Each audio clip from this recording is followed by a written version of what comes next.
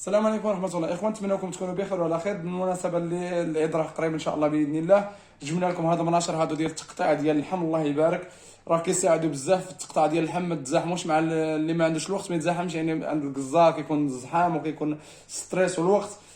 سهل في الخدمة. الله يبارك. كيتقلب، ها انت تقدر تخدم جنب ولا تخدم هكا او تخدم هكا. الله يبارك. راه فيه الزيادة والنقصان في السرعة الإخوان، وراه فيه الله يبارك 850 ديال الواط. اللهم بارك. ها انتم كتخدموا بكل اريحيه. بسم الله.